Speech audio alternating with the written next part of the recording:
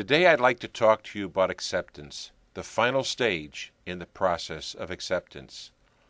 We've spent the last several weeks talking about the process of acceptance, and I believe that this is a very important process that we will all go through at some point in our lives, maybe even multiple times. It is a process we go through when we get bad news or when an untoward event occurs in our lives. According to Dr. Elizabeth Kubler-Ross, there are 5 stages to this process: anger, denial, bargaining, depression, and finally acceptance. Over the last several weeks, I have reviewed each stage in the previous newsletters depending upon what stage was being discussed. Again, I will summarize the prior stages because I believe it is so important to the understanding of the process of reaching acceptance. I believe it is so important to the understanding of the process of reaching acceptance. The first stage may be anger, and with this stage there are 3 simple steps to help minimize the intensity of the anger when and if it occurs. 1. Be aware of your triggering events. 2. Stop, look, and listen. 3. Respond. Don't react. With denial, don't challenge or encourage it because it may actually be serving as a progressive protective mechanism to the harsh reality of the received news. With bargaining, you must remember you can't negotiate bad news. You must learn to deal with it so that you can move on. Lastly, with depression, there are definite signs and symptoms that we can recognize to help us navigate through this stage. Depression must also be distinguished from just plain sadness versus a psychoneurotic or psychotic disease which will need professional treatment. Well, here we are, finally, at acceptance. This is the final stage that we want to get to, and there is a sense of closure as this stage is realized. It gets rid of the anger and the denial.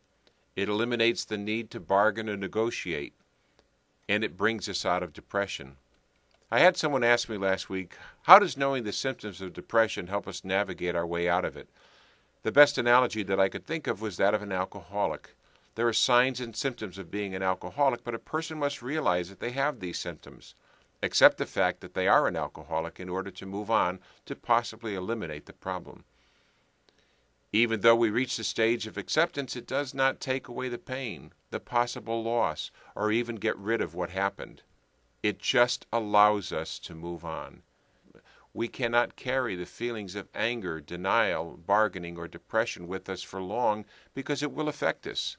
We cannot keep these intense feelings in our heart without it having a negative impact. Here's a great story of what I'm trying to say. There was a 2nd grade teacher who one day had her students bring in a couple of potatoes in a paper bag. It was almost the end of the school year, so the weather was getting hot. She had the students cut the potatoes into varying sizes and put them into a paper bag, and they had to carry it around with them wherever they went for the next 2 weeks. They were not allowed to have it leave their sides. The different sizes of the cut-up potatoes were to represent things that made the children angry or represent a hurt that someone did to them. Maybe their parents yelled at them, a friend said something that hurt them, or any other negative event that they were carrying in their heart.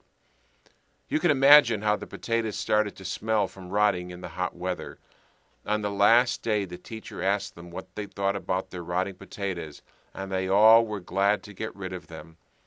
She told them that carrying around the rotting potatoes was like carrying around the negative events, the hurts, the angers that we sometimes keep in our hearts. The stench of carrying that anger around all the time just grows in our hearts and affects us in a bad way. We need to jettison the anger in our hearts and reach the acceptance of what happened. Acceptance helps us move on.